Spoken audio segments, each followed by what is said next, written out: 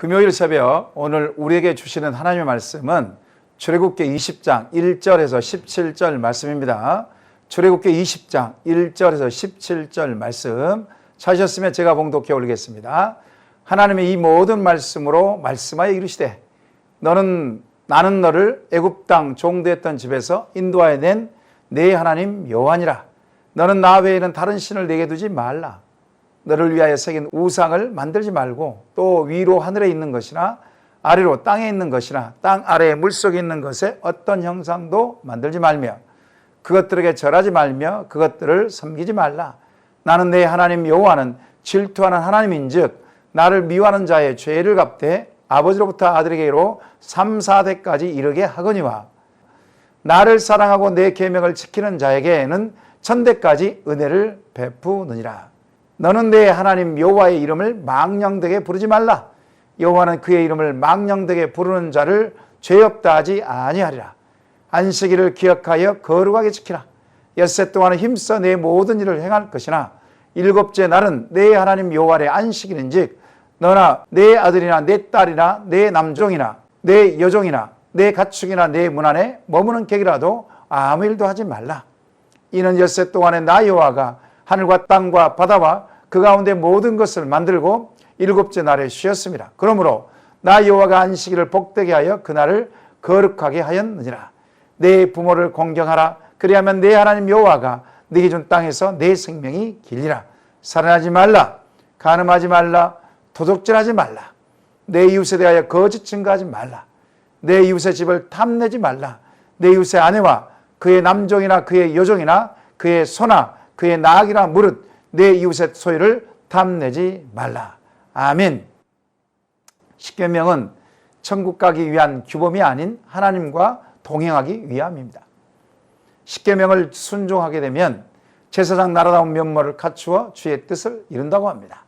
하나님께서는 이스라엘 백성들을 향하여 언약하시기를 제사장 나라가 되며 거룩한 백성이 될 것임을 선언하셨습니다.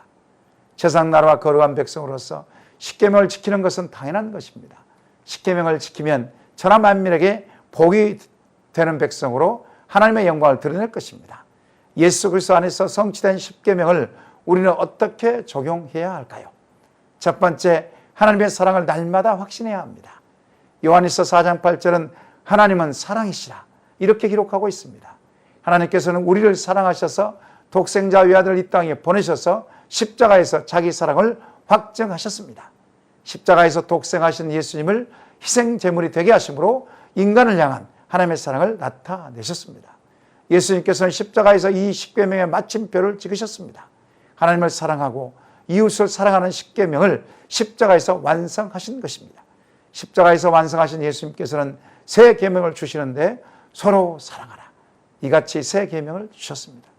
하나님을 사랑한다면 하나님이 제일 우선순위가 되어야 할 것입니다. 일상의 삶 속에서 하나님보다 더 사랑하는 것이 있다면 안 되는 것입니다.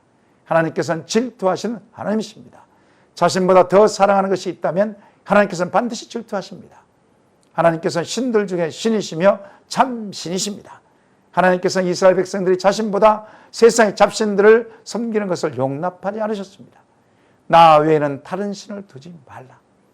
너를 위하여 새긴 우상을 만들지 말라 명령하셨습니다. 하늘에 있는 것이나 땅 아래에 있는 것이나 또 물속에 있는 것 어떤 형상도 만들지 말라고 절하지도 말라고 명령하셨습니다. 만일 절하거나 섬기게 되면 반드시 죄를 갚겠다고 말씀하십니다.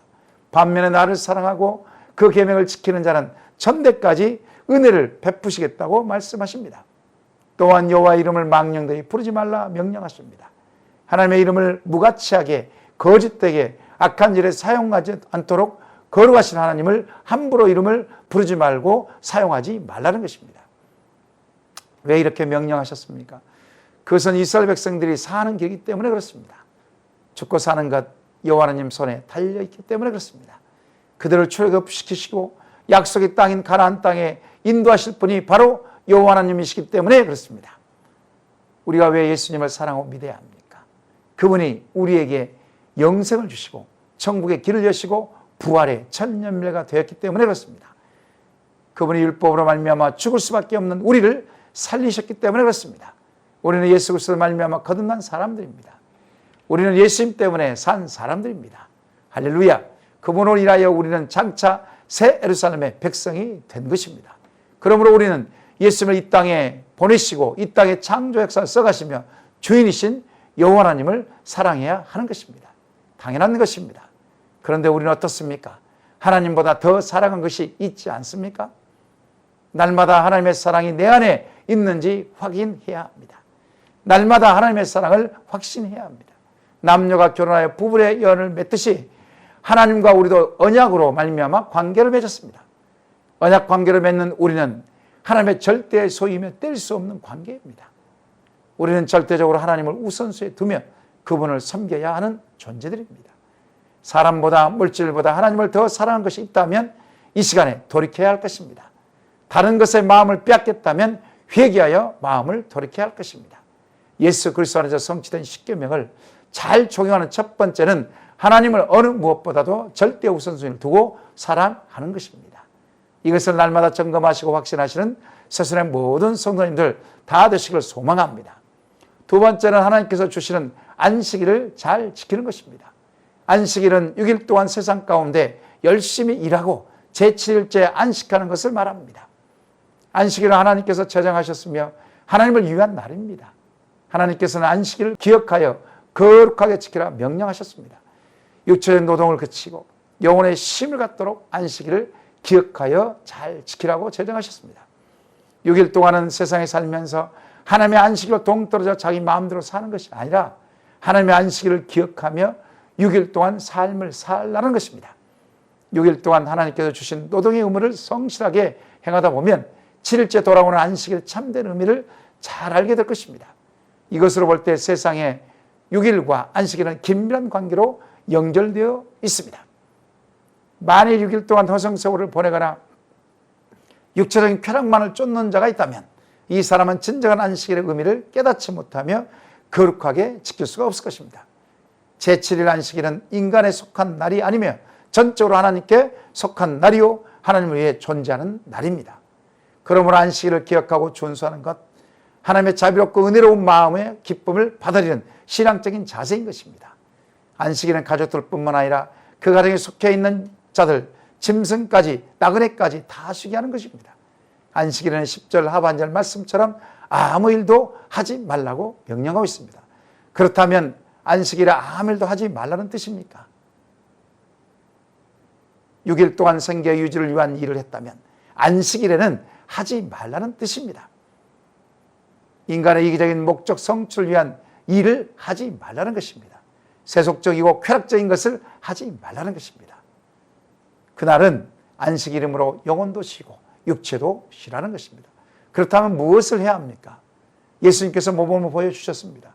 마태복음 8장에 보시게 되면 예수님께서는 안식일에 병든 자를 고치셨습니다. 연약한 자를 돌보셨습니다. 가난한 자를 돌보셨습니다. 복음을 전하시며 사람들을 구원하셨습니다. 심지어 안식일에 제자들이 이삭을 잘라먹는 일까지 용납하셨습니다. 예수님께서는 친히 안식일의 주인이심을 강조하셨습니다. 진정한 참된 안식은 예수님 안에 거하고 머무는 것입니다. 우리가 신약으로 말하면 안식일은 바로 주일입니다. 주의 날입니다. 주의 날 경건한 활동을 통하여서 하나님께 영광을 돌리며 참된 안식을 하라는 것입니다. 예를 들면 예배하는 것입니다. 신령과 진정으로 살아계신 하나님께 예배하는 것입니다. 복음을 전하는 전도하는 것입니다. 또 이방 땅을 향한 선교를 하는 것입니다. 또 가난한 자를 위한 구제를 하는 것입니다. 이 같은 일을 하라는 것입니다. 타인들의 생명을 살리고 영혼을 살주는 선한 일을 하라는 것입니다. 현대는 규율 사회에서 성과 사회로 변모하였습니다. 그러다 보니 우울증 환자가 급증하고 있고 경쟁에서 밀려난 낙오자가 만들어지고 있습니다. 성과 사회는 경쟁을 통한 극단적인 필요를 만들어내고 사람들로 하여금 탈진 상태를 만들어내고 있습니다. 이러한 일에 자신의 한계를 느껴 극단적인 선택인 자살이 증가하고 있는 것입니다. 더 많이 벌어 더 누리기 위한 소비 시스템은 더 많은 노동과 경쟁을 유발한다고 합니다. 하나님께서 원하신 것은 바로 안식과 평안입니다. 노동보다는 안식을, 경쟁보다는 평안을 원하십니다.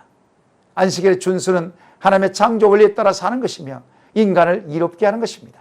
참된 안식은 예수님 안에서 머무는 것이며 예수님 안에서 누리는 것입니다. 안식일이 주는 참된 의미를 깨닫고 세상에서 하나님의 영광을 위하여 성실하게 일하시고 진정한 안식을 누리시는 저와 여러분 되시기를 소망합니다. 세 번째는 내 부모를 공경하고 이웃을 사랑해야 하는 것입니다. 예수님 안에서 성취된 십계명 어떻게 적용해야 하는지 세 번째는 내 부모를 공경하고 내 이웃을 사랑하는 것입니다. 부모는 단순히 자신을 이 땅에 태어나게 한 생물학적 존재가 아니라 하나님의 권위를 대신한 대리자입니다. 하나님을 섬기듯이 부모를 섬기는 것은 십계명을 받는 새 백성으로서 당연한 것입니다. 내 부모를 공경하면 이 땅에서 잘되고 장수한다고 에베소 6장 사도 바울은 기록하고 있습니다. 또한 이웃을 내 몸과 같이 사랑하라고 명령하셨습니다. 내 이웃을 내 몸과 같이 사랑하는 것 어떻게 하는 것입니까? 살인하지 말라는 것입니다. 살인은 이웃의 생명을 해치는 것뿐만 아니라 하나님의 주권을 침해하고 하나님의 형상대로 창조된 인간을 멸시하는 엄청난 죄입니다. 그러므로 살인하지 말라는 것입니다. 살인은 타인을 죽이는 행위뿐만 아니라 자신을 스스로 죽이는 자살 행위도 포함합니다. 절대로 하지 말아야 하는 것은 살인이며 자살입니다. 예수님께서는 살인하지 말라고 더 엄중하게 말씀하셨습니다. 형제를 미워하고 욕하는 자는 살인한 자와 같이 예수님께서는 여기셨습니다. 육체를 죽이는 것과 영혼을 미워하며 마음으로 죽이는 것을 절대적으로 해서는 안 되는 것입니다. 또한 간음하지 말라고 명령하셨습니다. 부부 외에 다른 사람과 성관계를 갖지 말라는 것입니다. 본문에서 말하는 간음, 매춘, 동성애, 수간을 뜻하고 있습니다. 이것은 우리 몸을 더럽힐 뿐만 아니라 마음까지도 더럽힌다는 것입니다. 그래서 하나님께서는 간음하지 말라 명령하실 것입니다. 예수께서는 이 명령을 이렇게 완성하셨습니다. 여자를 보고 음욕을 품는 자마다 이미 간음죄를 지었다고 말씀하셨습니다. 간음죄를 짓는 것, 성령의 전인 육체를 더럽히는 것이요 하나님의 영광을 가리는 것입니다. 또한 이웃을 사랑하는 것이 무엇입니까? 도둑질하지 말라는 것입니다. 내 이웃에게 거짓 증거하지 말라는 것입니다. 내 이웃의 집을 탐내지 말라는 것입니다. 이러한 부모 공경과 이웃 사랑의 실천은 결국 하나님의 언약하신 복을 경험할 수 있는 좋은 기회인 것입니다. 말씀을 정리합니다. 십계명은 불변한 절대 진리가 아닌 언약 백성의 삶의 규범입니다. 십계명은 먼저는 하나님과 관계를, 두 번째는 이웃과의 관계를 설명하고 있습니다. 십계명은 예수님께서 성취 완성하셨습니다. 다시 한번 십계명을 묵상하며 하나님의 사랑을 확신하고 있는지, 진정한 안식일은 주의를 우리가 얼마만큼 잘 지키고 있는지, 내 부모와 이웃을 얼마만큼 사랑하고 있는지 점검해야 하겠습니다. 본질이 많이 흐려진 이때에 십계명을 다시 한번 묵상하여 우리의 신앙생활을 다시 한번 바로잡아 새 백성답게 삶을 살아내시는 저와 여러분들 다 되시기를 이 시간 축원합니다. 이 시간 말씀 기억하며 기도하십시다. 하나님, 십계명을 다시 한번 묵상하게 하셔서 새 백성답게 삶을 살아내게 하옵소서. 하나님 사랑을 날마다 확신하게 하시고 내 부모를 공경하며 이웃을 내 몸과 같이 사랑하는 마음을 주셔서 실천하게 하옵소서. 이웃 사랑의 실천으로 십자가 복음이 세상 사람들에게 흘러가게 하옵소서. 이 시간 말씀 기억하며 주여 한번 부르시고 합심하여 기도하시겠습니다.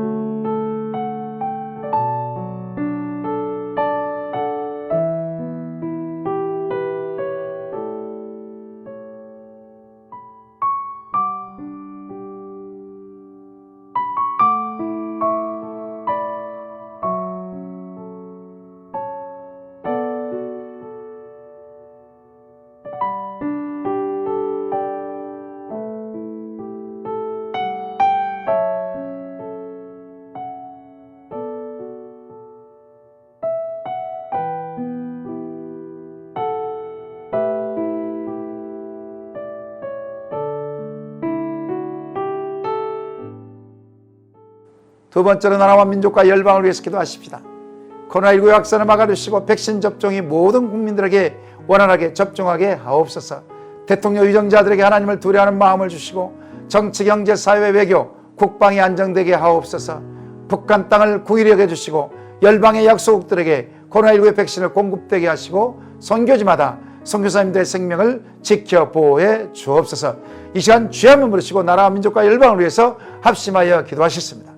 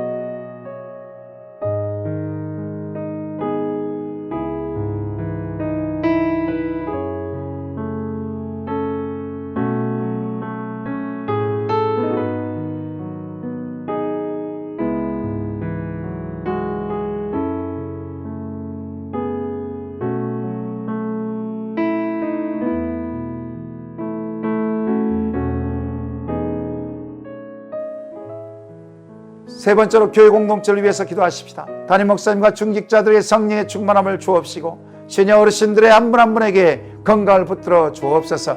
임직을 위한 말씀 사경과 특별 새벽 기도에 하나님 은혜를 부어주시고 선출되신 분들의 주의 몸된 교회를 충성되게 섬기게 하옵소서. 몸의 질병으로 연약한 지체들, 재정 문제로 위기를 겪고 있는 가정들, 위기를 극복하게 하시고 자녀들의 진학, 진로, 취업, 결혼의 문이 또 퇴의 문이 열리게 하옵소서. 이 시간 주의 한번 부르시고 교회 공동체를 위해서 합심하여 기도하시겠습니다.